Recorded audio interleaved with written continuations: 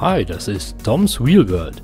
Ich bin Dom, ich bin Querschnitt seit 2012 und Entwickler und Tester bei Fosara. Und heute soll es um verschiedene Rollstuhlbremsen gehen. Los geht's nach dem Intro.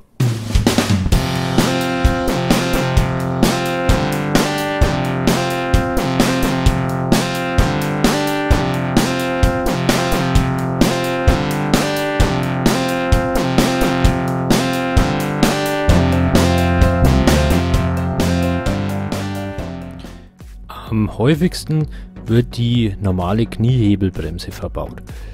Sie ist einfach in der Handhabung, robust in ihrer Mechanik und kann eine sehr hohe Bremskraft entwickeln. Ein kleiner Nachteil ist, dass die Kniehebelbremse etwas schwerer ist als andere Varianten. Und der Hauptnachteil, warum ich diese Bremse nicht genommen habe, die Anbauposition. Durch die Art und Weise, wie die Kniehebelbremse funktioniert, muss sie immer vor dem Rad angebracht werden und steht deshalb seitlich aus dem Rollstuhlrahmen heraus.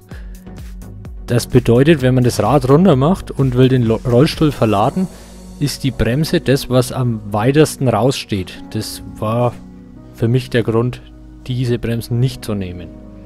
Außerdem kann man sich beim Anschieben, wenn man vom Greifring abrutscht, den Finger an der Bremse anhauen, weil sie nicht weit vom Greifring weg ist. Und die Betätigungshebel stehen höher als die Sitzfläche hinaus. Das kann beim Transfer Probleme machen. Als nächstes kommt die Aktivbremse von Kyschall. Sie ist etwas leichter als die Kniehebelbremse, dafür aber auch nicht so stabil. Aufgrund der Bauweise kann die Aktivbremse nicht so hohe Bremskräfte entwickeln wie die Kniehebelbremse. Vorteil ist, sie ist komplett unter der Sitzfläche und steht seitlich nicht aus dem Rollstuhl raus. Dadurch, dass die Aktivbremse unter der Sitzfläche ist, muss man irgendwie unter die Sitzfläche greifen, um die Bremse zu aktivieren. Manche greifen innen am Rahmen vorbei, manche greifen außen am Rahmen vorbei.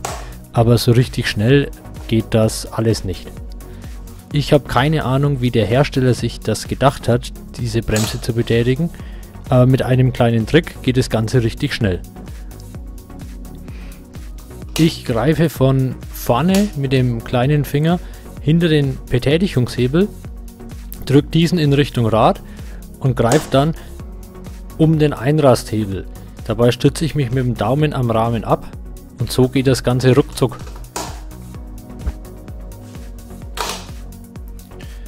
Bei meiner Bremse habe ich auch noch diese Kante hier ein bisschen verrundet, damit das Handling noch geschmeidiger und leichter geht.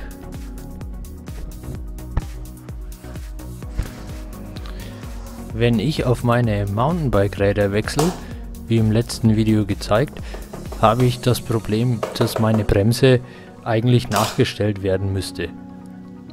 Um das zu umgehen, ziehe ich einfach den Gummigriff von der Bremse ab und mache ihn auf den Bremshebel. Somit wird dieser etwas dicker und ich muss die Bremse nicht nachstellen und sie hält viel besser.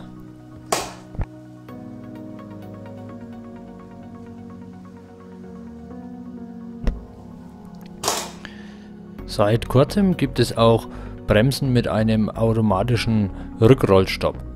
Dazu haben wir ein separates Video gemacht. Die sind tatsächlich in vielen Situationen sehr praktisch und wenn man fit ist, kann man damit sogar Treppen steigen. Schreibt mir gerne in die Kommentare, welche Bremsen ihr am besten findet oder wenn ihr neue Ideen oder Anregungen für neue Videos habt. Natürlich freue ich mich auch über ein Abo oder einen Like.